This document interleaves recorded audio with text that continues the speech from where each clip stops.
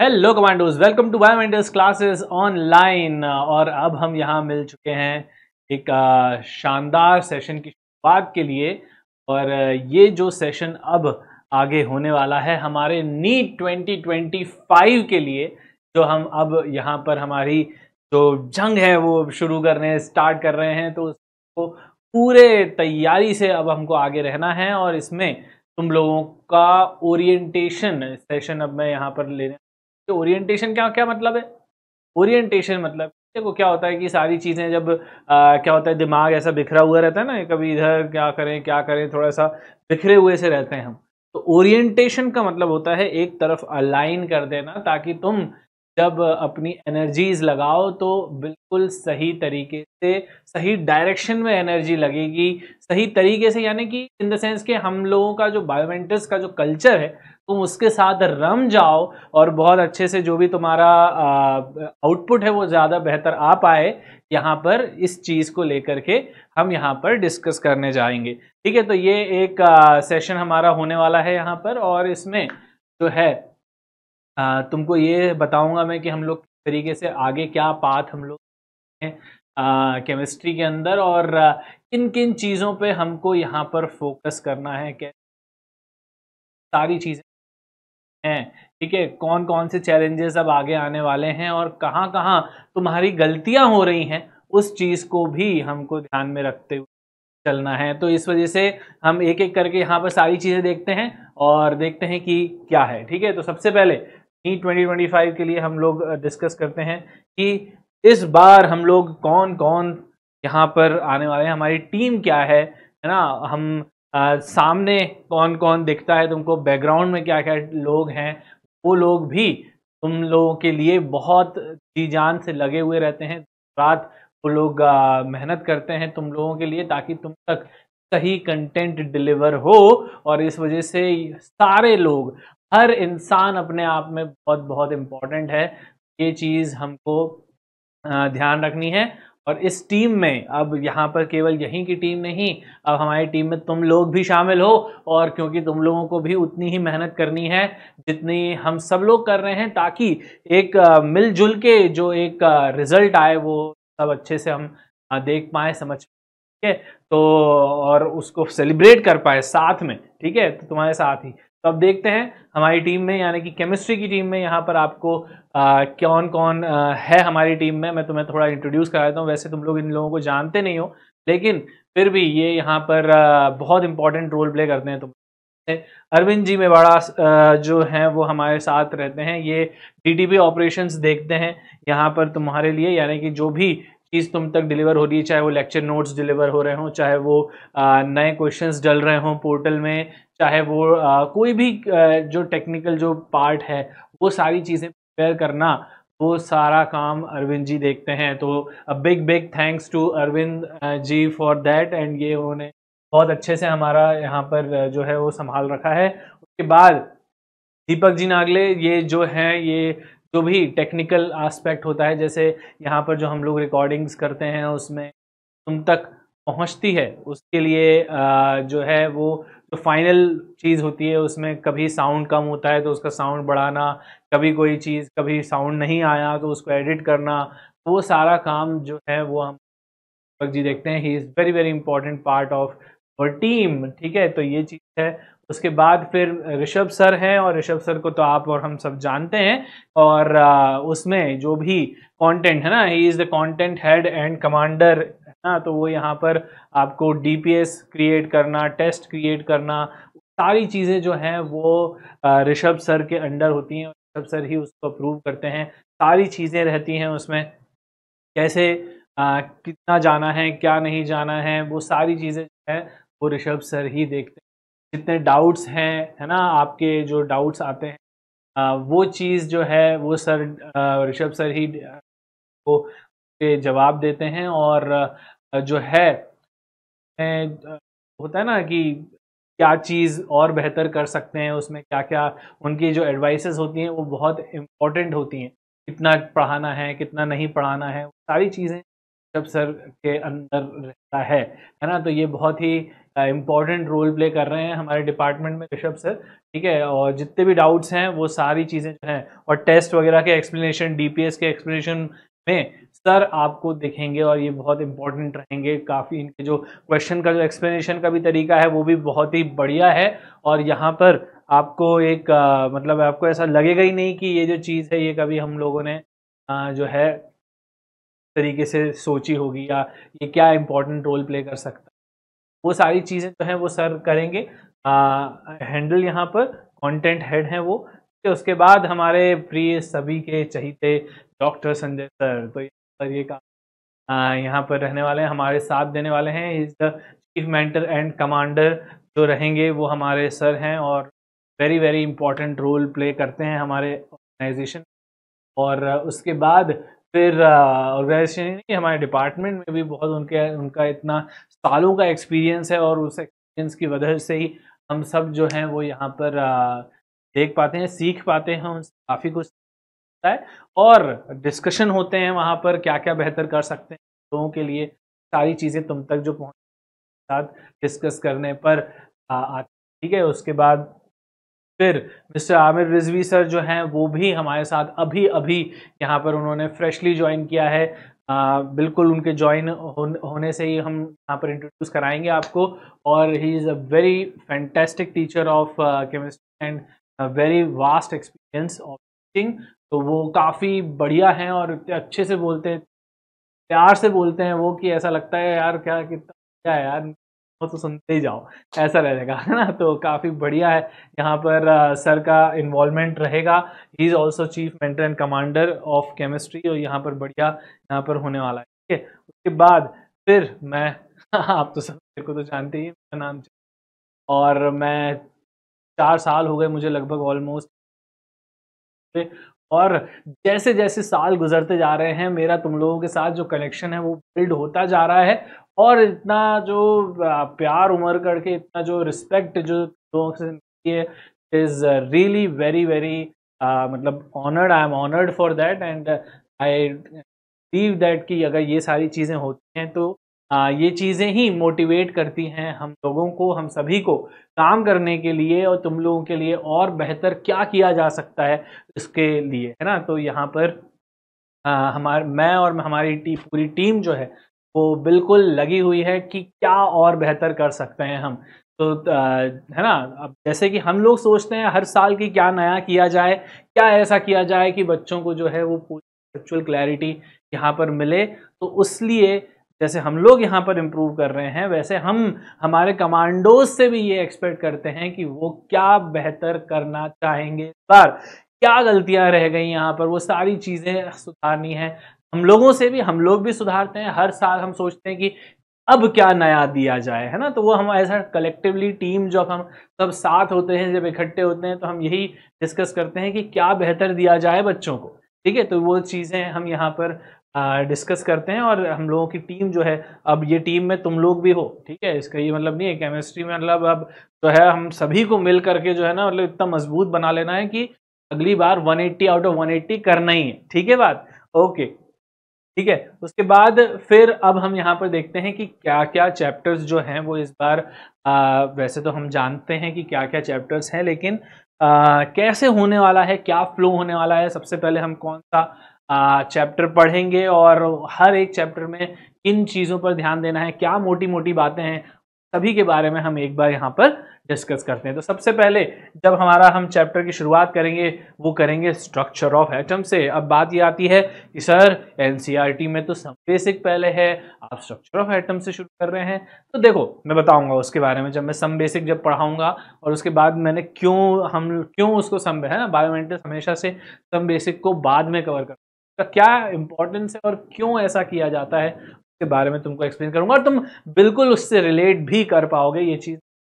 तो सबसे पहले अगर हम बात करें स्ट्रक्चर ऑफ एटम की, तो स्ट्रक्चर ऑफ एटम में यहाँ पर काफ़ी इंपॉर्टेंट चैप्टर है ये। और इसमें जब शुरुआत होती है, थोड़ी सी बोरिंग शुरुआत होती है इसकी, ठीक है। उसके बाद फिर जब धीरे धीरे चीज़ें आती जाती हैं, पहले वो बहुत हिस्ट्री की बात करता है कि पहले ये हुआ था, फिर इसमें ये आया, फिर उसके ये ड्रॉबैक्स थे, ऐसा वैसा। तो ये जो चीज़ें हैं ना, ये हमको कहीं ना कहीं बोल सकते हैं कि थोड़ा सा बोरिंग सा कर देता है। लेकिन फिर बाद में जो है वो जब बोहर मॉडल के बाद और जब है तो अपने आप में काफ़ी ज़्यादा हम लोगों से सिंक कर पाते हैं।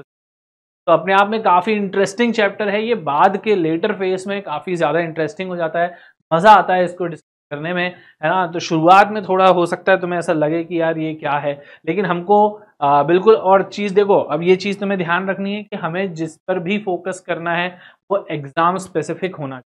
कभी भी ऐसा ना सोचें कि हम जो है वो कई बार क्या होता है कि हम उलझ जाते हैं। जब हम लोग देखते हैं ना तो लगता है, फॉर एग्जांपल अब कैथोड रे एक्सपेरिमेंट है, for example structure of atom में कैथोड रे एक्सपेरिमेंट। अब वो कैथोड रे एक्सपेरिमेंट हम लोग पहली बार पढ़ रहे हैं और हर बार सोच के बैठते हैं कि इस बार तो ना मैं मतलब आग लगा दूंगा, और इस बार तो एक एक चीज़ इतने अच्छे से पढ़ूंगा, इतने अच्छे से पढ़ूंगा। बस क्या हुआ कि थोड़े टाइम बाद हम यहाँ पर जो है हम पता चलता है कि यार 7 दिन निकल गए, अभी तक हम कैथोड रे पे ही पड़े हुए हैं। और फिर बाद में लेटर ऑन, हाँ, जब पूरा साल गुजर जाता है, जब हम होते हैं तो हमको ऐसा लगता है कि यार कैथोड रे बन तो रहा है लेकिन नहीं आते। तो अब ये चीज़ है कि आपको इस वजह से अब आपको एग्ज़ाम स्पेसिफिक होना पड़ेगा कि आप एग्ज़ाम में क्या चीज़ें कितनी इंपॉर्टेंट रोल प्ले कर रही हैं, उस पर ध्यान देना है। का ये मतलब नहीं है कि ऐसी चीज़ों को हमको छोड़ ही देना है, नहीं, छोड़ना नहीं है, लेकिन हमको कहाँ पर कितनी एनर्जी लगानी है वो चीज़ भी ध्यान रखना है। ठीक है, तो यहाँ पर वो सारी चीज़ें जो भी हम यहाँ पर लेक्चर्स के दौरान डिस्कस करेंगे, वो चीज़ तुम्हें अगर क्लियर रहेगी, बिल्कुल जितना बताया जा रहा है टू द पॉइंट चीज़ें बताई जा रही हैं, जितना एग्ज़ाम को क्लियर करने के लिए ज़रूरी है वही बताया जा रहा है। तो हर चीज़ को बहुत अच्छे से समझना है और उसकी अंडरस्टैंडिंग प्रॉपर रखनी, ठीक है। तो उसके बाद सेकंड आएगा हमारा classification of elements and periodicity in properties. तो यहाँ पर पीरियोडिसिटी जो ये चैप्टर है ये अपने आप में काफ़ी बेसिक टर्मिनोलॉजीज को इंट्रोड्यूस करता है तुम्हारे सामने, जिसमें हम यहाँ पर देखते हैं कि क्या बोलते हैं, जैसे इलेक्ट्रॉन गेन एंथैल्पी हो गया, इलेक्ट्रोनेगेटिविटी हो गया, आयनाइजेशन एंथैल्पी हो गया, सारी चीज़ें हमारे सामने। ठीक है, तो उसमें क्या ट्रेंड होता है, डाउन द ग्रुप क्या होता है, लेफ्ट टू राइट क्या होता है, वो सारी चीज़ें तुमको यहाँ पर सीखना। ठीक है, तो ये रहता है यहाँ पर।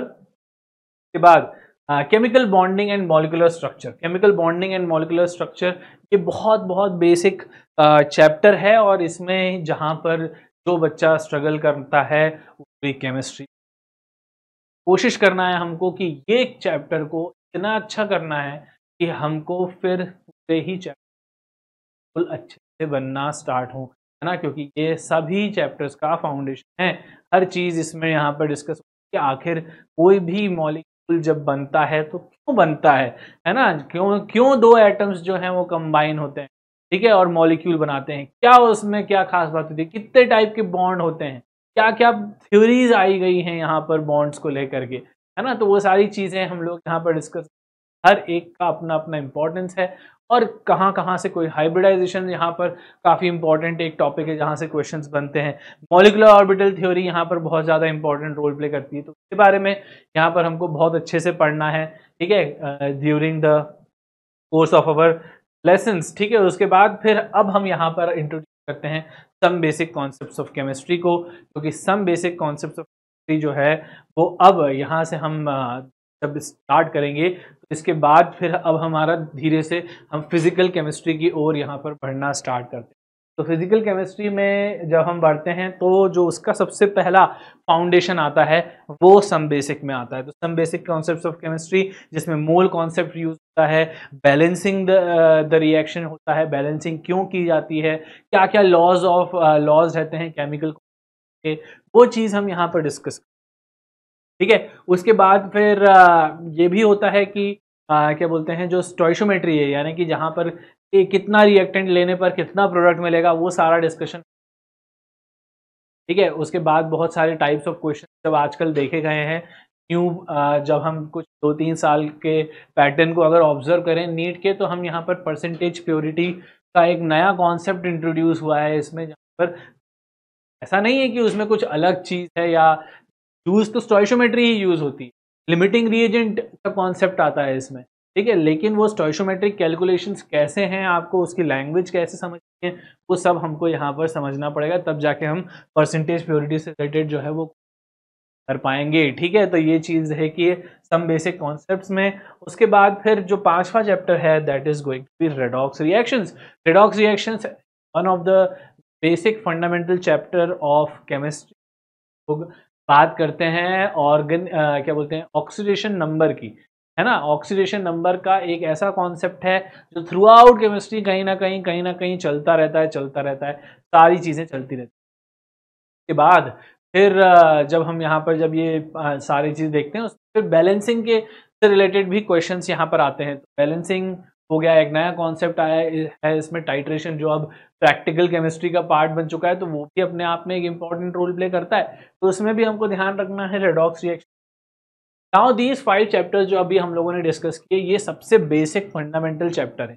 इस 5 चैप्टर्स के बाद आप मतलब केमिस्ट्री में जो है वो किसी भी तरफ या डायरेक्शन में जा सकते हैं, बट क्योंकि हम लोगों ने सम बेसिक कॉन्सेप्ट्स यहाँ पर रखा है और इस वजह से अब यहाँ से जो शुरुआत हुई है वो हमारे फिजिकल केमिस्ट्री की शुरुआत हुई है, तो इस वजह से फिर हम फिजिकल केमिस्ट्री पढ़ेंगे, है ना। ये फ्लो रेडॉक्स के बाद हम जो चैप्टर कवर करने वाले हैं that is going thermodynamics. Thermodynamics अपने आप में बहुत इंटरेस्टिंग चैप्टर है। मैं जानता हूँ कि तुम लोगों को, बहुत लोगों को जो है वो काफ़ी डराता है ये चैप्टर, बट इससे हमको डरने का नहीं है, हमको इससे लड़ने का है और है। यही तो एक बायोमेंटर्स के कमांडो की पहचान है कि वो कोई भी टफ चैलेंज को हल्के में नहीं लेते, तो करना ही रहता है, हमको बहुत आसानी से कर लेंगे। ठीक है, तो चाहे वो थर्मोडायनेमिक्स ही हो, चाहे वो इक्विलिब्रियम हो, चाहे कोई सा भी दुनिया जहान का चैप्टर हो, कमांडो लड़ेगा और जीत। Commando bye.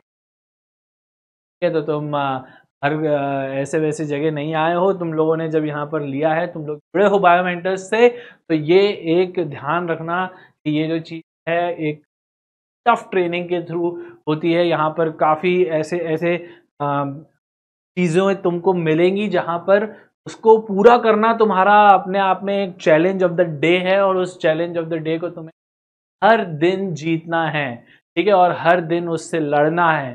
तो ये लड़ाई सिर्फ ये मान लो कि इन चैप्टर्स से नहीं है, नीट एग्जाम के लिए नहीं है, ये लड़ाई तुम्हारी तुमसे है। ये चीज ध्यान रखना, तुम्हें तुमसे ही जीतना है। यहाँ पर तुम्हें तुम्हारी कमियां दूर करनी है, तुम्हें तुम्हारे डर जो है वो खत्म करने हैं। ये डर ही तो है, ये चैप्टर जो है तुम्हारे सामने, तुम्हारे आज तक काफी डर लगता था इससे, तो अब ये जो चीज है ये डराना नहीं चाहिए तुमको, इस चीज पकड़ मजबूत होनी चाहिए तुम्हारी।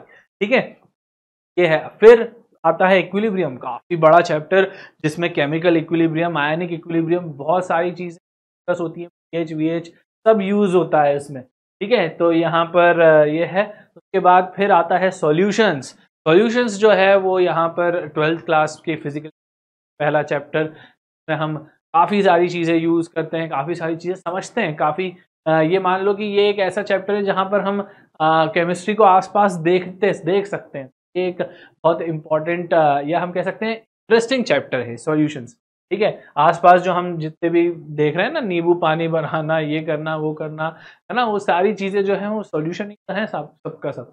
तो वो अपने आप में काफ़ी रिलेटेबल चैप्टर है, हम इसको फील कर सकते हैं काफ़ी बढ़िया तरीके से। Is very interesting. फिर आता है ये एक और चैप्टर जो काफ़ी लोगों को, बहुत सारे लोगों को डराता आया है, और एनटीए का बहुत बहुत फेवरेट टॉपिक है ये इलेक्ट्रोकेमिस्ट्री। हर बार कुछ ना कुछ क्या बोलते हैं, हम बोल सकते हैं कि जब हम बोलते हैं ना कि क्या बढ़िया क्वेश्चन आया है नीट में, केमिस्ट्री का पेपर अच्छा आया, केमिस्ट्री का पेपर जो था इस बार का नीट का वो टफ था या बहुत इजी था, तो ये सारी चीज़ें इजी होना और टफ होना पता है इस चैप्टर के क्वेश्चन। किसी किसी को ऐसे क्वेश्चन लगता है यार इलेक्ट्रोकेमिस्ट्री के क्वेश्चन बन गए मतलब हमारा नीट क्लियर हो गया, तो ये सारी चीज़ें जो हैं अपने आप में मतलब हर तरीके का काम करता है। ये कॉन्फिडेंस बढ़ाने का भी काम करता है, कॉन्फिडेंस घटाने का भी काम करता है। तो ये चीज़ तुम्हें बहुत अच्छे से समझनी है, बहुत बहुत इंपॉर्टेंट, सारी चीज़ें बहुत अच्छे से। ठीक है, अच्छे से समझो इसको, और समझना है तुमको, और फिर वही बात है, इससे भी लड़ेंगे और इससे भी जीतेंगे। ठीक है ना, तो इससे भी लड़ना है और इससे भी जीतना है। फिर बात आती है केमिकल काइनेटिक्स की। तो केमिकल काइनेटिक्स जो है वो हम देखेंगे कि इसमें काफ़ी ज़्यादा इंपॉर्टेंट कॉन्सेप्ट है इसमें, मतलब इसके क्वेश्चंस बहुत इजी होते हैं, लेकिन पता नहीं कुछ क्या बोलते हैं, कमांडोज ऐसा बोलते हैं कि ये चैप्टर बनता नहीं है मुझे, लेकिन मुझे ये चीज़ नहीं आती। इसके क्वेश्चंस जो हैं वो बहुत इजी टू डू है, मतलब बहुत बहुत रेयरली ही इसमें कैलकुलेशन पार्ट आता है, मेजरली इसमें कंसेप्चुअल अंडरस्टैंडिंग जो है वो बहुत लगती है। तो अगर आपने काइनेटिक्स पर मजबूती पाना है, आपको इसमें कॉन्फिडेंस लेकर के आना है, तो कोशिश करें कि इसके कॉन्सेप्ट्स जितने क्लियर रख सकते हैं उतने रखना है। कोई भी चीज़ को अंडर एस्टिमेट नहीं करना है, इसमें हर टॉपिक से क्वेश्चन बनते हैं आप, ठीक है। तो अच्छा खासा इंपॉर्टेंट रोल प्ले करता है chemical kinetics, very very important, ठीक है। उसके बाद जो हम ये चैप्टर्स थे, ये these are all about physical chemistry, ये पार्ट फिजिकल केमिस्ट्री का था। ये पांचों चैप्टर जो है काफ़ी इंपॉर्टेंट बनाते हैं, हाँ, तो ये चीज़ ध्यान रखना। फिर उसके बाद the P block elements, P block elements, यहाँ से हम इनऑर्गेनिक में घुसेंगे। इनऑर्गेनिक में हम लोग ने क्योंकि हमने कहा है कि हमने बेसिक फंडामेंटल्स क्लियर कर लिए हैं यहाँ पर, और जो पीरियोडिसिटी थी, केमिकल बॉन्डिंग थी, है ना, ये सारे जो कॉन्सेप्ट्स हैं वो हम क्लियर कर चुके हैं। अब के बाद जब हम कंटिन्यू अगर उस देखें, तो यहाँ पर जो पी ब्लॉक एलिमेंट्स हैं, ये अपने आप में एक ऐसी चीज़ें हैं जो हर पिछले साल तो भाई लोगों को काफ़ी ज़्यादा डिलेमा में रखा था कि क्या करें इस चैप्टर का। इस चैप्टर में एनसीईआरटी में तो बहुत सारा दिया गया है, लेकिन सिलेबस कुछ और कह रहा है, तो उसमें क्या हमको देखना है क्या नहीं देखना है, वो सारी चीज़ें काफ़ी कन्फ्यूजन थी लास्ट ईयर लोगों के साथ।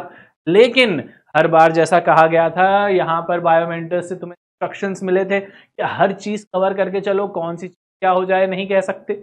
लेकिन फिर जैसे जैसे समय गुजरा, उसके बाद फिर जो है हम लोगों को चीज़ें समझ में आना स्टार्ट हुई। जेई मेंस के नीट एनटीए ने जो पेपर लिए थे, उसको एनालाइज करते हुए हम लोगों ने देखा कि कहाँ से क्वेश्चंस बन रहे हैं पी ब्लॉक में, क्या चीज़ उठा रही है ये, क्योंकि जेई और नीट का सिलेबस लगभग सेम था। जब हमने देखा कि पी ब्लॉक से इन टॉपिक से क्वेश्चंस रिपीट हो रहे हैं और ये बिल्कुल एनएमसी के सिलेबस से मैच करता है, तो हम क्यों ना उसी पर फोकस करें। और हमने जब उस पर फोकस किया, उसको एनालाइज किया, प्रेडिक्ट किया कि क्या चीज़ें आ सकती हैं, और वही हुआ भी नीट में। और इसी को हम कहते हैं प्रॉपर एनालिसिस थ्रू, जब तुम तक चीज़ पहुंचेगी तो वहां पर बहुत आसानी से हम यहाँ पर कर लेंगे। तो पी ब्लॉक एलिमेंट्स जितना अभी तक था कंफ्यूजन, वो अब हो चुका है दूर, और इस वजह से हमको उसकी टेंशन लेना नहीं है। जितना यहाँ से तुम तक डिलीवर हो रहा है, उसमें बहुत अच्छे से उसको याद करना, याद मतलब समझने वाली चीज हो तो समझना, याद करने वाली हो तो याद करना है, ठीक है, बट घबराने का नहीं है, ठीक है, ये चीज है। उसके बाद D and F block elements, D and F block elements जो है वो यहाँ पर काफ़ी ज़्यादा हमेशा से एक टॉपिक ऑफ कंसर्न रहा है स्टूडेंट्स के सामने। और ये चीज़ जो रहती है, इसकी जो लैंग्वेज है ना एनसीईआरटी, वो चीज़ थोड़ा और क्योंकि ये एक इनऑर्गेनिक है, तो इनऑर्गेनिक में एनसीईआरटी बहुत इंपॉर्टेंट रोल प्ले करती है, ठीक है।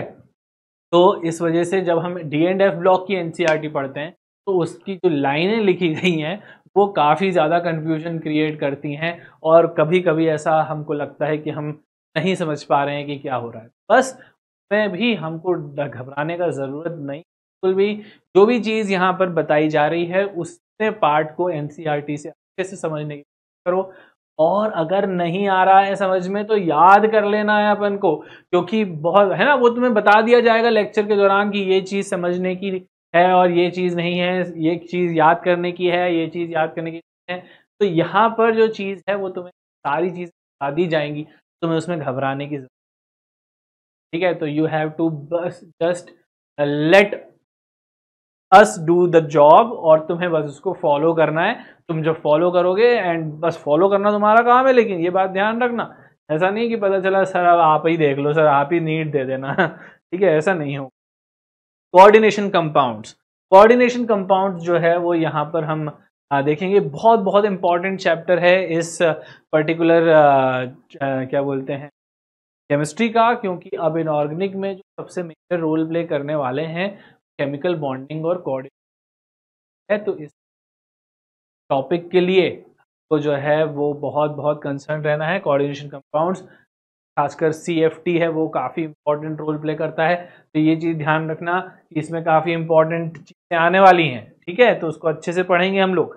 फिर ये 3 चैप्टर यहाँ पर इनऑर्गेनिक खत्म, यहाँ पर इनऑर्गेनिक यहाँ से खत्म होती है और शुरू होती है आपकी और हमारी सबकी ऑर्गेनिक केमिस्ट्री। तो यहाँ पर हम ऑर्गेनिक केमिस्ट्री सुनते से ही हमको पता नहीं क्यों दिल में धक धक धक धक धक धक धक धक होने लगता है। तो यहाँ पर जो चीज़ें हैं वो हमको किस तरीके से हैंडल करना है और कैसे लेना है चीज़ों को, वो बहुत इम्पॉर्टेंट है।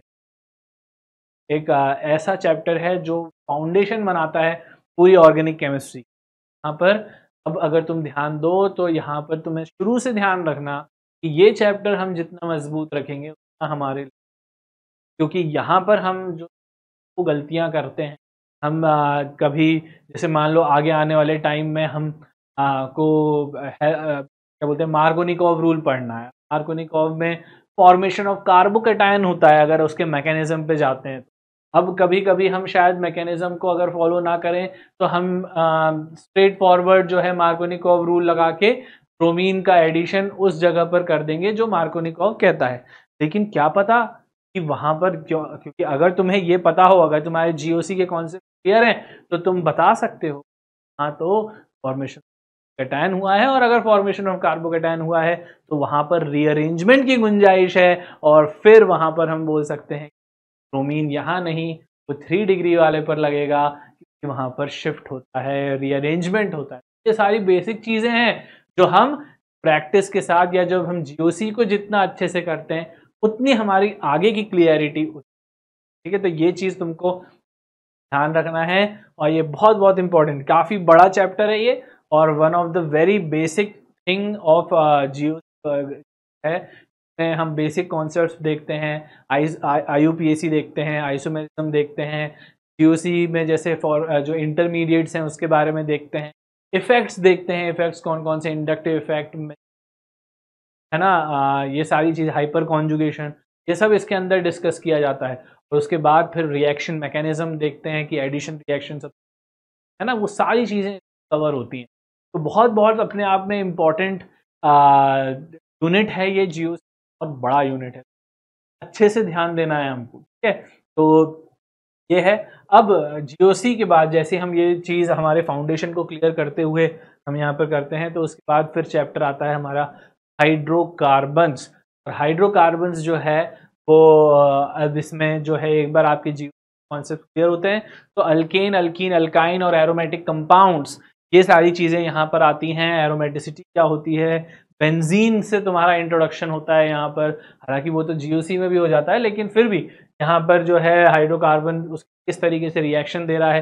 यहाँ पर रिएक्शन देखो हर बार ऑर्गेनिक में अगर तुम अब NCERT देखोगे तुम ये पाओगे कि उस क्या है, हर बार कोई भी चाहे अल्केन से लेकर तुम अल्डिहाइड कीटोन भी चले जाओगे तो तुमको सबसे पहले उसके IUPAC के बारे में बताएगा, उसके बाद फिर तुम्हें जो है वो डिस्कस करेगा वो प्रिपरेशन मेथड्स के बारे में, और उसके बाद फिर बात करेगा वो फिजिकल प्रॉपर्टीज के बारे में, और उसके बाद फिर वो जो है केमिकल रिएक्शंस तो बताएगा कि ये पर्टिकुलर कंपाउंड जो है, ये पर्टिकुलर फंक्शनल ग्रुप जो है वो कुछ इस तरीके से रिएक्ट करता है, उसकी ये प्रॉपर्टीज होती है। तो इस तरीके से हम यहाँ पर देखते हैं इसमें अब जो पूरी ऑर्गेनिक है ना, क्योंकि आपकी बेसिक अंडरस्टैंडिंग क्लियर हो चुकी है GOC में, है ना, वो सारी चीज़ें यहाँ पर होती हैं।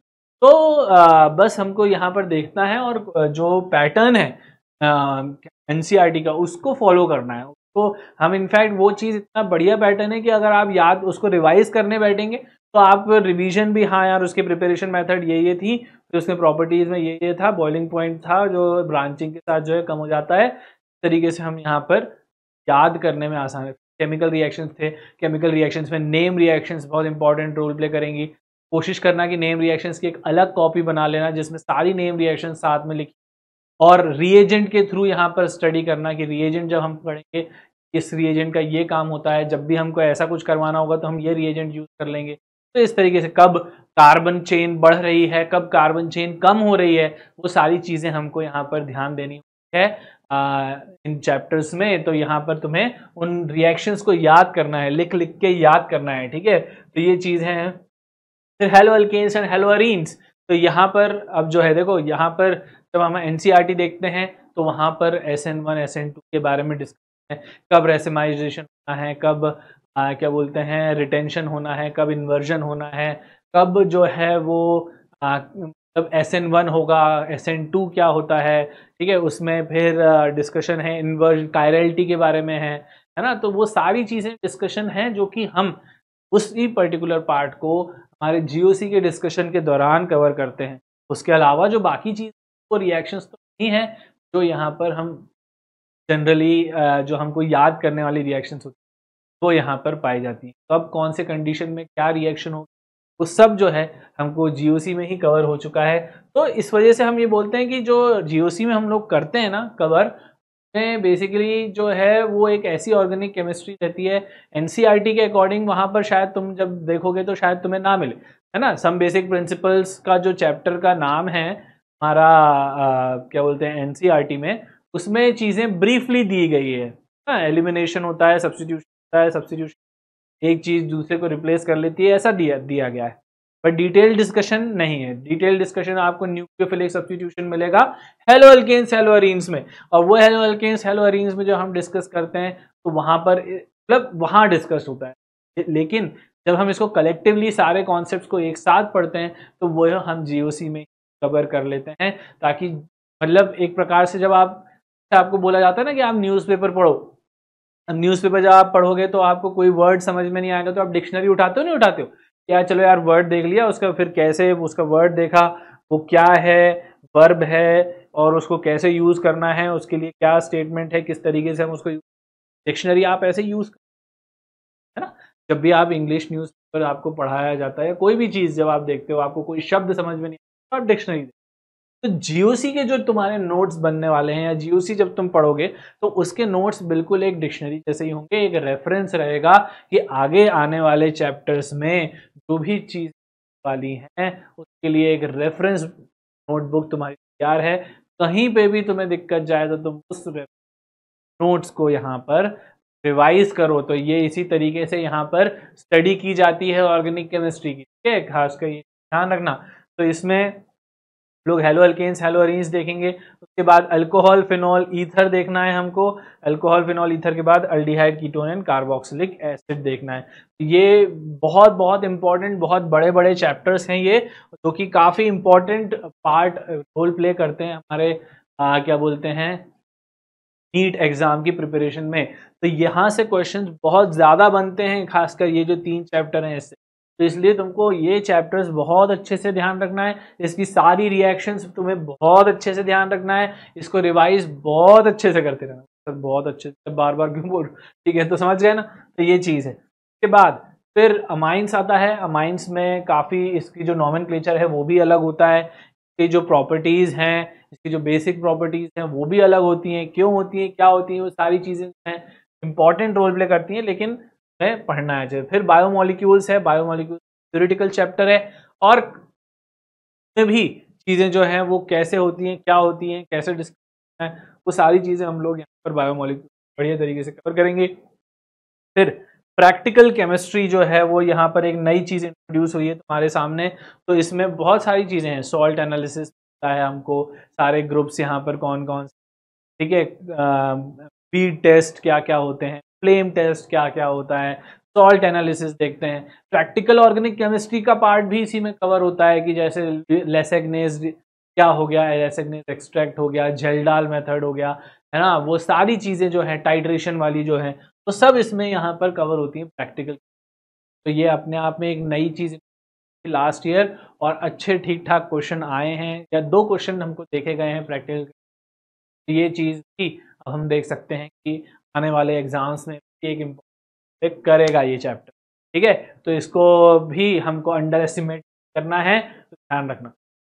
ओके, तो यहाँ पर ये चैप्टर्स जो हैं सारे के सारे ख़त्म होते हैं। ये बहुत बहुत इम्पॉर्टेंट हैं सब के सब, तो यहाँ पर किसी भी चीज़ को अंडर एस्टिमेट नहीं करना। अब बात करते हैं हम इम्पोर्टेंस ऑफ एनसीईआरटी की। तो एनसीईआरटी जैसा तुम जानते हो कि ये मान लो वो आप सब कुछ है, आपको उसको सब कुछ मान लेना है, आपको उसको फॉलो करना है ब्लाइंडली, ठीक है। तो जैसे हम हमारे रिलीजियस बुक्स को जब रेफर वो करते हैं फॉलो करते हैं बिल्कुल उसी तरीके से आपको एनसीईआरटी फॉलो करनी है। और उसमें देखो हमेशा ध्यान रखना, आप एनसीईआरटी को तभी आप गो थ्रू करें जब आप लेक्चर देख चुके हों। पहले एनसीईआरटी पढ़ेंगे फिर लेक्चर देखेंगे तो इसमें काफ़ी गड़बड़ा जाएगा। मैं केमिस्ट्री की बात कर रहा हूँ, ठीक है। तो केमिस्ट्री में हमेशा पहले गो फॉर द लेक्चर्स, है ना। लेक्चर देखो उसमें क्या अंडरस्टैंडिंग हो रही है, कौन सा टॉपिक कवर हुआ है आज, उस चीज़ को लेकर के एनसीईआरटी जब तुम लेकर के बैठोगे तो वो वाले इंपॉर्टेंट पॉइंट सारे जो डिस्कस हुए हैं वो क्या बोलते हैं अंडरलाइन करो। और हर टॉपिक, हर जो लाइन है उससे क्या क्या क्वेश्चंस यहाँ पर एक्सपेक्ट कर सकते हैं, खुद ही क्रिएट करो क्वेश्चन और खुद ही वहाँ पर बनाओ कि इस तरीके से पूछा जा सकता है, इस तरीके से भी पूछा जा सकता है। और फिर इस तरीके से तुम जब देखोगे वही चीज़ जो अंडरस्टैंडिंग है तुम्हारी बहुत बढ़िया होगी। फिर जब हम देखेंगे तो हम जब क्वेश्चन आएगा किसी प्रकार से हम कर सकते हैं, ठीक है। तो ध्यान रखना है कि एनसीईआरटी अपने आप में बहुत इंपॉर्टेंट रोल प्ले करेगा। और खासकर जब हम बात करते हैं इनऑर्गेनिक केमिस्ट्री, इनऑर्गेनिक केमिस्ट्री के लिए स्पेसिफिकली इसलिए बोलता हूँ क्योंकि इनऑर्गेनिक में लाइन बाय लाइन से क्वेश्चन आ जाते हैं। तो इस वजह से इनऑर्गेनिक में आपको बहुत अच्छे से है कि आपको जो है वो एनसीईआरटी जो है बहुत अच्छे से, ठीक है। हालांकि कवर आपको फिजिकल और ऑर्गेनिक के लिए भी एनसीईआरटी अच्छे से करना है, कोई शक नहीं है। बट फिजिकल और ऑर्गेनिक से क्वेश्चन लाइन बाय लाइन नहीं आएगा, उसमें कॉन्सेप्ट्स आएंगे। उसमें जो ऐसा नहीं होगा कि, है ना, मतलब जैसे हो सकता है कि ऑर्गेनिक में तुमको जो है वो अमाइंस के साथ उन्होंने वहाँ पर हेलो अल्केन का कॉन्सेप्ट यूज कर लिया, है ना। या हो सकता है एल्डिहाइड कीटोन में अल्कोहल फिनॉल के भी क्वेश्चंस हो रहे हैं क्योंकि, है ना, ऑक्सीडेशन हो रहा है अल्कोहल्स का तो एल्डिहाइड बन रहा है। तो हम उसको किसी एक जगह पर फ्रेम आउट नहीं कर सकते कि ये इस पर्टिकुलर चैप्टर का है, वो मल्टीपल कॉन्सेप्ट बेस्ड चीज होती है। और इस वजह से हम यहाँ पर जो है ये नहीं कह सकते कि लाइन बाय लाइन आए, कॉन्सेप्ट सारे एनसीईआरटी से ही आने हैं, ठीक है। ऑर्गेनिक केमिस्ट्री में खासकर ये होता है कि जब आप शुरू करते हैं तो आपको शुरुआत में ही चीज़ें क्वेश्चन बनना स्टार्ट हो जाएंगी, ऐसा नहीं रहेगा। आपको हमेशा ध्यान रखना है कि जो ऑर्गेनिक केमिस्ट्री है उस ऑर्गेनिक केमिस्ट्री आपको मतलब स्टेप बाय स्टेप आगे आने वाले टाइम में आपको जब सारे डॉट्स कनेक्ट होते हैं तब आपको वहाँ पर क्वेश्चंस बनना स्टार्ट होते हैं, है ना। तो वहाँ पर सारी चीज़ें छोटे छोटे जो हम रिएक्शंस हाइड्रोकार्बन से हेलो अल्केन्स आते हुए फिर अल्कोहल फिनॉल में आते हुए जब एल्डिहाइड कीटोन पे आते हैं तो एल्डिहाइड कीटोन में हो सकता है हाइड्रोकार्बन का कॉन्सेप्ट यूज हो रहा हो, ठीक है। तो इस वजह से वो हो सकता है कि तुमको एकदम, या तुमने कहा कि यार मुझे वो क्लियर नहीं है, मुझे पुराने चैप्टर नहीं, मुझे तो एल्डिहाइड कीटोन ही पढ़ना है और मैं एल्डिहाइड कीटोन बहुत अच्छे से कर लूंगा, नहीं कर पाओगे। अब तुम स्ट्रगल करोगे उस चीज, क्यों? क्योंकि एल्डिहाइड कीटोन के लिए बहुत सारे क्वेश्चन है जिसमें कार्बन हेलो अल्केन्स अल्कोहल्स का कॉन्सेप्ट यूज हो रहा होगा, तो तुम्हें वो चीज़ भी ध्यान रखनी है, समझो ना बात को। तो वो अपने आप में एक बहुत ज़्यादा इम्पोर्टेंट चीज़ है। तो डॉट्स कनेक्ट करने की कोशिश, अभी हमने ये डॉट क्रिएट किया है, फिर यहाँ से आएंगे, फ्लो बनेगा, उस फ्लो बनना बहुत इंपॉर्टेंट है, ठीक है। तो यहाँ पर ये ध्यान रखेंगे हम कि एनसीईआरटी हमको किस तरीके से देखनी है, ठीक है। एनसीईआरटी के इंटेक्स्ट क्वेश्चंस बहुत अच्छे से देखना है तुमको, बीच में जो इंटेक्स्ट क्वेश्चन है ना, वो देखना, एक्सरसाइज के क्वेश्चन यहाँ पर देखना है, ठीक है। बहुत इंपॉर्टेंट हो जाता है कई बार। हालांकि कुछ क्वेश्चंस ऐसे भी होते हैं एक्सरसाइज में जो आउट ऑफ टू कहीं से भी, कहीं से तो नहीं रहता है, वो एनसीईआरटी से ही है, बट द पॉइंट इज कि उसमें जो लेवल ऑफ क्वेश्चनिंग रहती है वो कुछ ज़्यादा ही रहती है, मतलब that was not even required for NEET, ऐसा बहुत होता है, बहुत रेयर होता है, ऐसा नहीं। जैसे ऑर्गेनिक केमिस्ट्री में अगर तुम्हें वो चीज़ आए कन्वर्जन्स करना, कि आपको कोई भी दो प्रोडक्ट, कोई भी दो चीज़ें दे दी, अब तुम्हें बोला है कि यहाँ से यहाँ कैसे जाना है, सोचो 2 स्टेप में कैसे जाना है, 3 स्टेप में कैसे जाना है। तो इस टाइप के क्वेश्चन जो एनसीईआरटी की एक्सरसाइज अगर तुमने ध्यान दिया हो तो दो, और उस टाइप के क्वेश्चन प्रैक्टिस करोगे तो तुम्हारी जो लेवल ऑफ अंडरस्टैंडिंग है जो तुम सोचोगे ना, वो नेक्स्ट लेवल होगा और मज़ा ही आ जाएगा, ठीक है, करने में। तो इस वजह say that will give you quite boost in your preparation. तो वो चीज़ ध्यान रखना, एनसीईआरटी बहुत इंपॉर्टेंट रोल प्ले करेगी उसमें, ठीक है। ये चीज़ है, इंपॉर्टेंस ऑफ एनसीईआरटी रहता है। अब बात करते हैं इंपॉर्टेंस ऑफ एमसीक्यूज की। तो एमसीक्यूज भी अपने आप में इंपॉर्टेंट हैं। क्वेश्चंस की फ्रेमिंग किस तरीके से की गई है, क्वेश्चन की लैंग्वेज किस तरीके से पूछ रहा है। हमने क्वेश्चन पढ़ लिया, हमने कंसेप्ट पढ़ लिया, हमने कंसेप्ट समझ लिया, हमने उसके जो हैं वो नोट्स भी बना लिए, हमको उस पर्टिकुलर कॉन्सेप्ट से कोई डाउट नहीं है अब, ठीक है। बट उसके क्वेश्चन बनते, हमको क्वेश्चंस नहीं बनते उसके, तो अब क्वेश्चंस क्या करना है? अरे क्वेश्चंस नहीं बनते तो क्वेश्चंस ही करना है। आपको अलग अलग तरीके से उसको देखना है कि कॉन्सेप्ट से ये क्वेश्चन आया है, अब उस क्वेश्चन में हम क्या बेहतर कर सकते हैं, हम क्या सुधार कर सकते हैं, वो चीज हमको देखनी है, ठीक है। तो उसमें हमको ये देखना है कि हम क्या गलत कर रहे हैं, हमारी अंडरस्टैंडिंग क्या, हम लैंग्वेज नहीं समझ पा रहे हैं क्वेश्चन की, क्या पूछना चाह रहा है वो आखिर, तो वो चीज को समझो।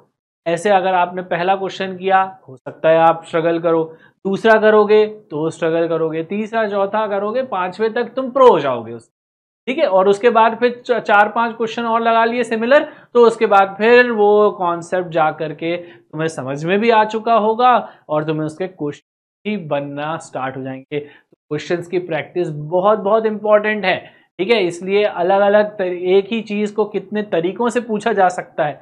अगर कोई पर्टिकुलर कॉन्सेप्ट है वो असर्शन रीजन के तरीके में पूछा गया तो कैसे होगा, स्टेटमेंट वाइज आया तो कैसे होगा, मैच द कॉलम में आया तो कैसे होगा, न्यूमेरिकल आ गया तो कैसे होगा, नॉर्मल एमसीक्यू इसमें कैसे बन सकता है, वो सारी चीजें जो हैं वो तो क्वेश्चंस की प्रैक्टिस साथ ही आती हैं। तो ये चीज बहुत ध्यान रखना है, हमको एमसीक्यूज को सॉल्व करते टाइम उसमें हमको सीखते रहना है उसमें, ठीक है। तभी हम यहाँ पर ग्रो करेंगे उस चीज, ठीक है। फिर इंपॉर्टेंस ऑफ रेगुलर टेस्ट। तो टेस्ट जो है वो तुम्हारे हर हफ्ते यहाँ पर टेस्ट होने, हर हफ्ते तुम्हें जो है वो कुछ ना कुछ सीखने को मिलेगा, कुछ ना कुछ ऑब्जर्व करने को मिलेगा, कुछ ना कुछ पॉइंट्स मिलते रहेंगे जहां पर तुम्हें इंप्रूव करना है ना। जहां पर तुम्हें इंप्रूव करना है वो कौन कौन सी जगह है, कहाँ कहाँ तुम इंप्रूव कर सकते हो, वो चीज तुमको वहां पर देखनी है। और ये चीज रेगुलर टेस्ट से देखो, अब तुम एमसीक्यूज भी सॉल्व करोगे तो हो सकता है तुम डीपीएस के थ्रू सॉल्व कर रहे हो, तुम्हारे पास जो है वो जो क्वेश्चंस हम कर रहे हैं डिस्कशन वो तुम कर रहे हो, तो उसमें ऐसा हो सकता है कि तुम्हारे पास कोई टाइम फ्रेम नहीं है ना, टाइम फ्रेम नहीं है, अब टाइम की लिमिट नहीं है, तुम लगे हुए हो किसी क्वेश्चन को 5 मिनट दिया, 10 मिनट दे दिया, लेकिन जब आप टेस्ट दे रहे होते हो तो आप वही चीज एक स्पेसिफिक टाइम फ्रेम में दे रहे हो। तो जब आपके पास टाइम का भी लिमिट आता है तो वहां पर भी आप कहीं ना कहीं चीज सीखते हो, और वहां पर वो जो चीज है वो आपको ये चीज सिखा रहा है कि आप कहाँ टाइम उस पर्टिकुलर टाइम पीरियड क्या कर रहे हो, क्योंकि ये रेगुलर टेस्ट ही आपको प्रिपेयर कर रहा है बेसिकली नीट एग्जाम में। आपको जब 50 क्वेश्चन करने हैं, 40 30 40 50 मिनट, है ना, तो उसमें आप कितने अच्छे से अब जो है वो क्वेश्चंस 1 मिनट के अंदर कितना कर पा रहे हैं, वो चीज़ जो है वो आपको रेगुलर टेस्ट के थ्रू इम्प्लीमेंट की गुंजाइश जब दिखेगी तो आप करो। यहाँ पर आपको बहुत अच्छे से देखना है कि टेस्ट को प्रॉपरली दिया जाए, उसको देना ही है, मतलब अपन को कोई वो नहीं है, कोई इफ्स एंड बट्स नहीं होने चाहिए उसको अटेम्प्ट करने से पहले कि करूं कि नहीं करूं, ऐसा कुछ होना ही नहीं, करना ही है भाई, ठीक है। और अभी अभी बहुत हो चुका है अब, ठीक है, मतलब अभी इससे पहले हम बहुत सारी चीजें गलतियां कर चुके हैं, लेकिन अब हमको वो आगे गलतियां नहीं करनी, ठीक है। तो इस वजह से हमको रेगुलर टेस्ट देते रहना है, ठीक है, तो वो बहुत इंपॉर्टेंट है, ठीक है, ये चीज है। और उसको एनालिसिस भी प्रॉपर करना है। Is Biomentors material sufficient for me? Now this question मैंने ये जो लिया है ये काफ़ी ज़्यादा जो है कॉमन क्वेश्चन है हमारे कमांडोज का, जब भी हम किसी लाइव सेशंस में या कोई भी देते हैं तो ये क्वेश्चन बहुत कॉमन है कि सर इतना सपोर्ट जो मटेरियल मिल रहा है हमको ये काफ़ी है क्या सर, जब हम डीपीएस कर रहे हैं, टेस्ट कर लें, डीपीएस कर लें तो हो जाएगा सर हमारा, पीवाईक्यू कर लें तो हो जाएगा सर हमारा। भाई ये जो है वो ध्यान रखना है कि वो तुम्हारे ऊपर डिपेंड कर रहा है, तुम्हारे ऊपर डिपेंड कर रहा है कि तुम्हारे लिए वो काफ़ी है क्या। अगर तुम्हें किसी पर्टिकुलर कॉन्सेप्ट के लिए ज़्यादा चाहिए है तो you have to go for beyond our material, but वो हम बट अगर नहीं है तो आपका बीएम के मटेरियल से भी हो जाना है, तो उसमें कुछ सी, हालांकि हम लोगों का जो मटेरियल आप तक पहुंचता है वो चीज सफिशिएंट से ज्यादा ही है, सफिशिएंट से ज्यादा ही मिलता है आपको, उसमें कोई शक नहीं है। ठीक है, हर टॉपिक से रिलेटेड तुम्हें क्वेश्चन मिलेंगे, हर तरीके से पुट अप करने की जाती है, सब होता है यहाँ पर। ठीक है, बस ये है कि आप उसमें कितना कॉन्फिडेंस गेन कर पा रहे हैं उस पर्टिकुलर सेट ऑफ क्वेश्चंस। यहाँ पर तुम्हें ध्यान रखना है, ठीक है, कि ये चीज जो है तुम उस चीज को किस तरीके से ले, ठीक है, जो मटेरियल अपन को आपको मिल रहा है जीपीएस के थ्रू, टेस्ट के थ्रू, हर चीज है ना, चाहे वो ड्यूरिंग द लेक्चर्स जो क्वेश्चंस डिस्कस हो रहे हैं वो सारी चीज वो बहुत इंपॉर्टेंट हैं सारे के सारे। ठीक है, उसमें क्या चीज सीख रहे हैं हम वो सब इंपॉर्टेंट है। ठीक है, तो इसलिए सफिशिएंट है भी और नहीं भी, क्योंकि वो डिपेंड करता है तुम्हारी उस पर्टिकुलर कॉन्सेप्ट अंडरस्टैंडिंग को। है ये मटेरियल मोर देन सफिशिएंट, लिख के दे रहा हूँ मोर देन सफिशिएंट, बट अगर वो कॉन्सेप्ट क्लैरिटी नहीं है तो आपको मानना पड़ेगा। यही तो फाइट है ना, आपको इसी से तो लड़ना है, आपको इसी से तो जीतना है। ठीक है, कि हम जहां स्ट्रगल कर रहे हैं हमें उससे जीतना है बस, है ना। अभी आपके पास समय है, आज आपने ओरिएंटेशन सेशन देखा, आप मोटिवेटेड फील कर रहे हो, अब तो मैं और लगा दूंगा दुनिया में, लेकिन पता चला कि 2 दिन बाद फिर वही ढीले पड़ गए। तो कंसिस्टेंसी रखनी है, कंसिस्टेंसी बहुत ज्यादा इंपॉर्टेंट रहती है। ठीक है, एक होता है मोटिवेटेड व्यक्ति, एक होता है मतलब जो होता है इंस्पिरेशनल व्यक्ति। ठीक है, एक होता है जो अपने आप को कंसिस्टेंटली लगा रहता है, और एक है जो हाईली मोटिवेटेड लड़का है। अब वो मोटिवेशन से आप क्या करोगे, मोटिवेशन से आप स्टार्ट तो कर दोगे बेटा, लेकिन कंसिस्टेंसी से आप बढ़ मतलब पहुंच पाओगे जहां आपको। आप लगातार चलते रहना ज्यादा जरूरी है, रेदर देन एक बार में बहुत ज्यादा चल के फिर रुके रहना। वही खरगोश कछुए वाली कहानी, समझ रहे हो ना। कछुआ और खरगोश में खरगोश बहुत ज्यादा मोटिवेटेड था, हाईली मोटिवेटेड, बट वह कंसिस्टेंट था। ठीक है, इसका ये मतलब नहीं है वो खरगोश के पास जीतने की क्षमता नहीं थी, वो जीत सकता था, लेकिन उसका मोटिवेशन डाउन हो गया ना। तो वो मोटिवेशन डाउन नहीं होना चाहिए, क्योंकि वो मोटिव उसकी चाबी है मोटिवेशन। उस खरगोश की वो चाबी थी मोटिवेशन, कि आप तो बस अब तो मैं जीतना जीतना मेरे को जीतना है, और मैं जीतने के लिए दौड़ने लग गया। और बाद में पता चला कि यार अब क्या करें यार, दौड़ के करेंगे दौड़ के, और उसके बाद फिर बैठ गए अपन। ऐसा नहीं करना, ये चीजें यहाँ पर गलत हो जाती हैं। तो इसका मतलब आपको ये देखना है कि आप किस टाइप के व्यक्ति हो। क्या आप हाईली मोटिवेटेड व्यक्ति है, या आप इंस्पिरेशनल हैं, या आप कंसिस्टेंट व्यक्ति। जब अगर आप कंसिस्टेंट रहेंगे, आपकी ही प्रोसेस आपकी चलती रहेगी, इंप्रूवमेंट करते रहेंगे करते रहेंगे करते रहेंगे, निश्चित तौर पर आप अपनी मंजिल तक पहुंच जाएंगे, ये तय है। ठीक है, तो आपको ये चीज ध्यान रखना है इसमें, तो जैसे इसका ध्यान रखना है ना। उसके बाद expectation of commandos from commanders. तो यहाँ पर जो है कमांडोज यानी कि आप हमसे क्या उम्मीदें कर सकते हैं, बायोमेंटर्स के कमांडर्स से क्या उम्मीद कर सकते हैं। बायोमेंटर्स आपको रेगुलर सारी चीजें, मटेरियल से लेकर लेक्चर से रिलेटेड सारी चीजें प्रोवाइड करेगा, हर दिन का एक टारगेट देगा, और वो टारगेट तुम्हें पूरा करना है, वो तुम्हारी जिम्मेदारी बनती है। लेकिन यहाँ पर जो हम लोगों से तुम तक पहुंचना है वो सारी चीजें तुमको डिलीवर की जाएंगी। तुमको रेगुलर टेस्ट मिलेंगे, तुम्हें लेक्चर नोट्स मिलेंगे, तुम्हें जो है वो जो भी चीजें तुम्हें चाहिए हैं, है ना। डाउट्स के लिए तुम यहाँ पर खुल के पूछ सकते हो यहाँ पर। दूसरा, तुम क्या बोलते हैं, टेस्ट जो है तुम्हारे रेगुलर टेस्ट होंगे वो होगा, और एक प्रॉपर शेड्यूलिंग के थ्रू यहाँ पर चीजें डिलीवर होंगी। ठीक है, तो यहाँ पर तो उसमें एकदम निश्चिंत रहना है, और कि क्या करना है। कई बार क्या होता है हमें ये नहीं पता होता आज क्या करना है, लेकिन बायोमेंटर्स तुमको ये बता देता है कि आज तुमको बेटा ये 3 लेक्चर देखने हैं, तुमको इसमें ये क्वेश्चंस करने हैं, तुमको यहाँ पर इस तरीके से पढ़ना है। ठीक है, अगर ये तुम कर रहे हो तो अच्छे से बढ़िया। ठीक है, तो ये चीजें तुम्हें यहाँ पर करना रहेंगी।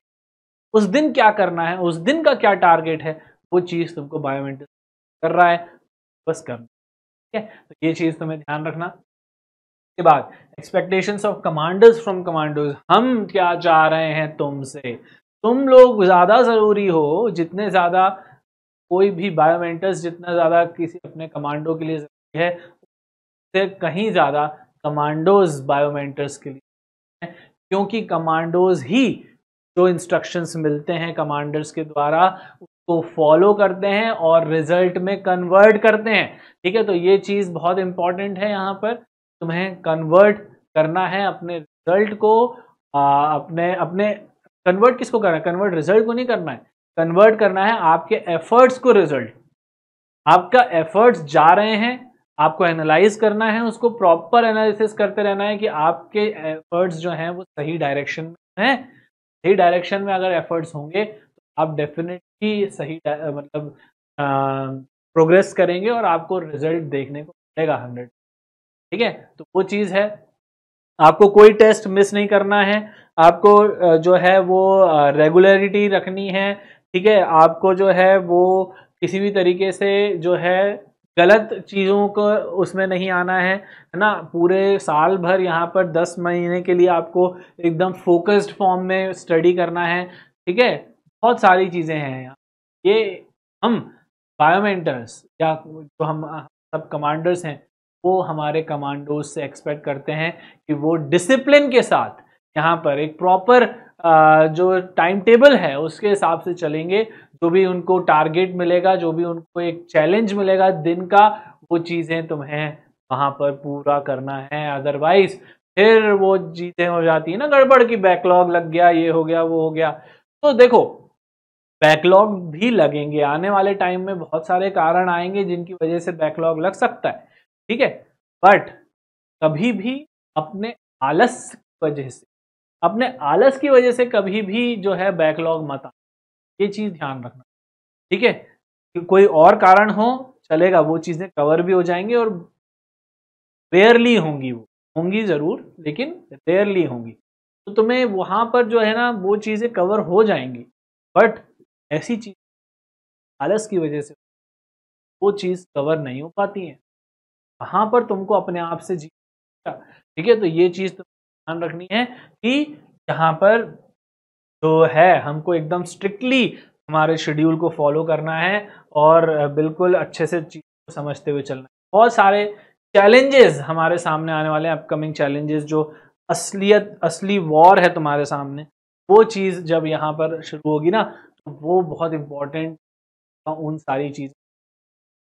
देखो अभी क्या है ना, तुमने अभी तक बहुत बार जो है कोशिश करी है, बहुत चीज़ों में तुम लोग ने स्ट्रगल किया है लाइफ में, है ना। बहुत सारे चैलेंजेस तुम्हारे सामने पास्ट में आए हैं और तुम उन सारे चैलेंजेस में कहीं डटे हुए थे, कहीं ना कहीं लड़ रहे थे, कहीं ना कहीं जूझ रहे थे, कुल मिला के हम ये। बट आज तुम फिर बैठे हो, आज तुम लोगों ने ठान लिए कि अब मैं इस बार फिर उठूंगा, फिर करूंगा, फिर लड़ूंगा, फिर कोशिश करूंगा जीतने।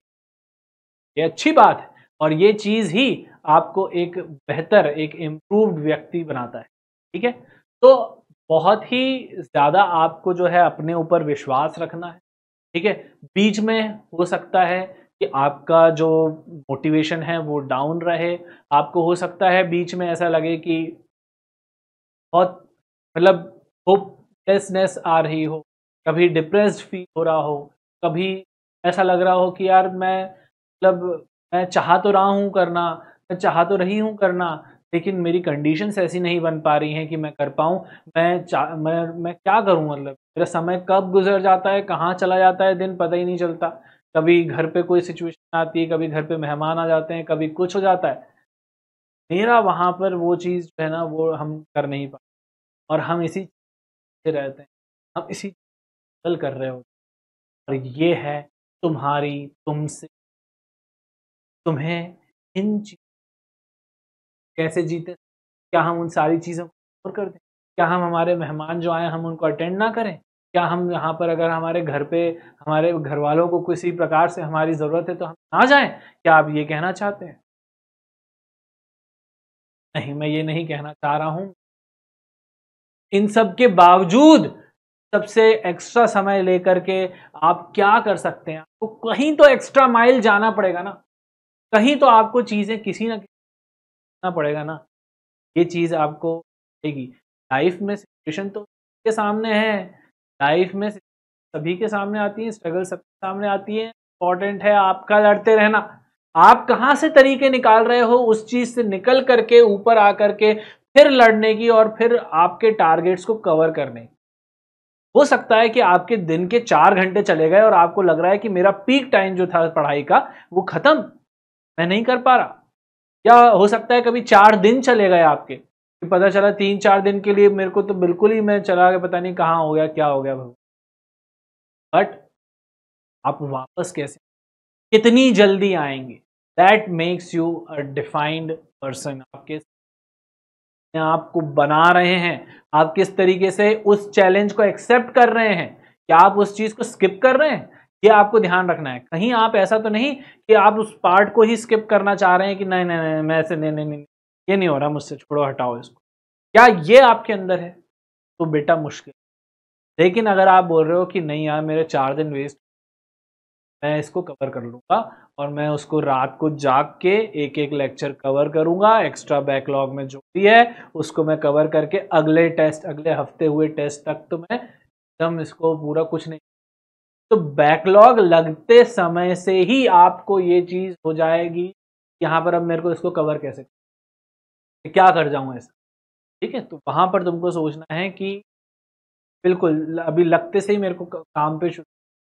अगर तुमने यहाँ ढीले पड़ गए ना, तो यार अब तो मैं नहीं कर पाऊंगा, अब तो ये बैकलॉग लग गया है, मुझे कुछ करना पड़ेगा। मैं 4 लेक्चर का बैकलॉग हो गया है, 1 हफ्ते का बैकलॉग हो गया, कैसे करूँ मैं? अरे भाई 1 हफ्ते का हो, चाहे 15 दिन का हो, चाहे कितने का हो, तुम्हें करना है।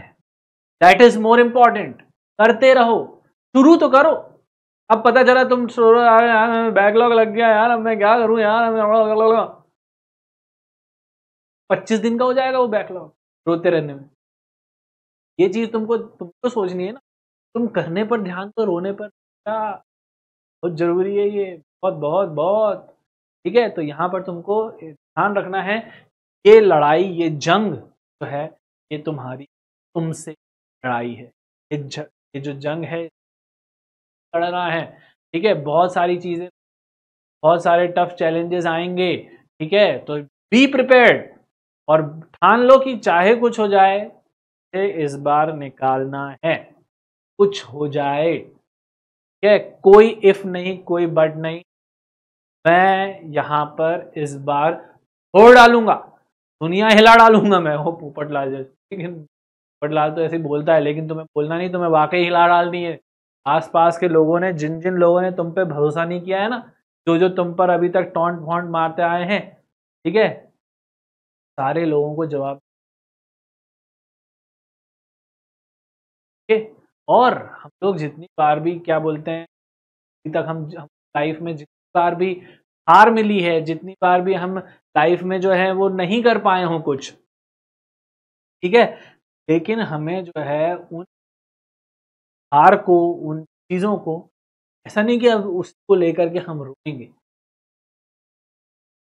पहले तो बोलना है थैंक यू वेरी मच। वो क्या बात कर रहे हो, थैंक यू बुलवा रहे हो? अरे भाई वही चीजें जो हैं, वही वहां से तुम का है, तुम उसी को तो इम्प्रूव करोगे ना। अगर वो गलतियां नहीं होती, वो हार नहीं होती, तो तुम्हें पता कैसे चलता कि तुम ये गलती कर रहे हो कि नहीं? तुम्हें पता तो चलेगा ना कि यहाँ पर ये गलती हो रही है हमसे और यहाँ पर हम सुधार कर सकते हैं। तो दैट मिस्टेक्स, दैट क्या बोलते हैं, लॉसेस आर योर बेसिक क्या बोलते हैं, लर्निंग्स ऑफ लाइफ। तुम्हें वही चीज बना रही हैं और तुम सिखा रही हैं, और उसी चीज वजह से तुम आगे बढ़ पा रहे हो, तुम ग्रो कर पा रहे हो। ठीक है, सबसे पहले तो वहां पर अपने हारों को, जो भी पास्ट में हो, उनको बोलो थैंक यू। सेकेंड, हमेशा ध्यान रखना कि जो व्यक्ति हार को टालता जाता है ना, वही अंत में, ठीक है, कई बार क्या होता है कि हम सामने कुछ समझ में नहीं क्या हो रहा है, कैसे हो रहा है, बीच का सेशन है, आधा सेशन है, आधा सेशन बचा है, 2-3 महीने बचे एग्जाम, तो हमको चीज समझ में नहीं, क्या करें, ये भी हो गया है अब ऐसा। बट कभी भी गिव अप मत, नेवर एवर। तो है ना, तो हमको ऐसा लग रहा है कि अब तो हार तय है यार हमारी, तो हार तय है हमारी, और उसके बाद भी लड़ना नहीं छोड़, क्योंकि जो लोग अपनी हार को टालते जाते हैं कभी कभी जंग जीत जाते हैं। कभी भी जब मैच खेल रहे होते हैं, खेल वही पे चल रहे हैं बढ़िया, जब भी कोई ऐसा एक तरफा मैच भी होता है ना, जब ऐसा लग रहा होता है कि ये तो पक्का जीत ही रहे हैं यार, लेकिन लास्ट बॉल जब तक डिलीवर नहीं होती, फाइनल रिजल्ट उसके बाद ही दिखाता है कि दिस पर्टिकुलर टीम है, अनटिल एंड अनलेस वहां पर भले ही 100 बॉल में 1 रन क्यों ना हो, वो ये नहीं कहेगा कि this team has won, already won. Scorecard change तभी होगा जब वो फाइनल 1 रन बन जाएगा उस पर्टिकुलर एज, जब आप ये नहीं कह सकते पर रिजल्ट है, एवर एवर के हारते, हार टालते जाना है, तो बोलना है कि आज नहीं हारूंगा मैं, जैसे टालते हो ना अभी तक, आज तक अपने काम को टालते आए हो, कि अब आज नहीं हार, अपनी हार को बोलना है, आज नहीं हारूंगा मैं, कल देख लेंगे, आज नहीं, आज नहीं, चाहे कुछ हो जाए आज नहीं, मैं बायोमेंटिस तो है, आज नहीं हारेंगे, ये होना चाहिए, तब हम जीत। ठीक है, तो ये लड़ाई तुम्हारी, real war that you are into and you have to win, ठीक है, तुम्हें जीतना ही है उसमें, ठीक है। ओके, तो ये चैलेंजेस आने वाले हैं अपनी, हमारे आने वाले टाइम में, तो ओके, तो किसी भी प्रकार से कोई शक नहीं होना चाहिए, ठीक है, तो यहाँ से जो है कोई भी तुम्हें जो है जो है उसमें कोई टेंशन नहीं, कोई घबराने की जरूरत नहीं है ना, कोई शक नहीं होना चाहिए, हमारी निश्चित रहेगी अगर तुमने फॉलो की, ठीक है। डोंट बी मोटिवेटेड, ध्यान रखना, बोल रहा हूँ फिर, मोटिवेटेड रहना जरूरी, मोटिवेटेड रहना जरूरी, चलते रहना जरूरी, बी कंसिस्टेंट, ठीक है, तो इसमें किसी भी प्रकार का कोई शक नहीं होना चाहिए, ठीक है। उसके बाद अब बस तुमको जीतना है और विजयी भव नहीं रहना है, ठीक है। तो हम शुरू करेंगे हमारी जो जर्नी है वो जल्द ही, और स्टार्ट करेंगे हमारे शानदार सेशंस, और तुम्हें पूरी एनर्जी के साथ यहाँ है ना, और किसी भी प्रकार का कोई डर नहीं होना चाहिए, कोई फियर नहीं होना चाहिए, पूरे तरीके से हम यहाँ पर लड़ने के लिए लगे रहेंगे, तुम सब पूरा जो फैमिली है सबकी सब, ठीक है। All the best and keep the जोश हाई, बाय बाय।